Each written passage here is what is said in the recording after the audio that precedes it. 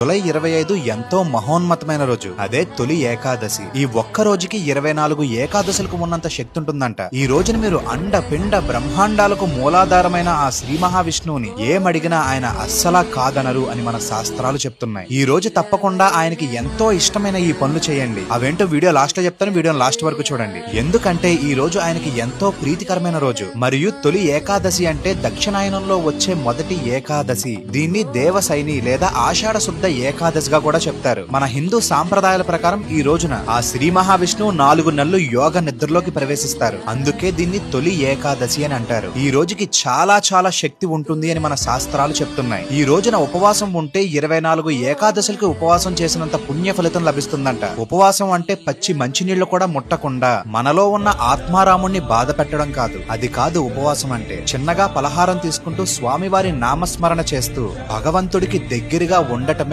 అసలైన ఉపవాసం. ఈ రోజు బ్రహ్మ ముహూర్తాన లెగిసి తల స్నానం చేసి మీ మనసులో ఉన్న కోరికను కోరుకుని స్వామివారికి తులసిమాలను సమర్పించండి. గోవులకి ఆహారం పెట్టండి. మానవ సేవే మాధవ సేవ అన్న మాటతో నలుగురికి అన్నదానం చేయండి, వస్త్రదానం చేయండి. ఈ మంత్రాల్ని 108 సార్లు ఏదో ఒక సమయంలో జపించండి. ఇదే ఆ మంత్రం. ఓం నారాయణాయ విద్మహే వాసుదేవాయ ధీమహి తన్నో విష్ణు ప్రచోదయాత్. ఇలా చేయటం వల్ల మన పాపాలు తొలగి శాంతి మరియు భగవంతుడి అనుగ్రహం మనకి లభిస్తాయని మన శాస్త్రాలు చెప్తున్నాయి. మీకు ఆ మంత్రం కావాలి అంటే క్యాప్షన్ ని చెక్ చేయండి. ఒక్కసారి మనస్ఫూర్తిగా ఓం నమో నారాయణాయ అని కమెంట్ చేయండి. ఇలాంటి మరికొన్ని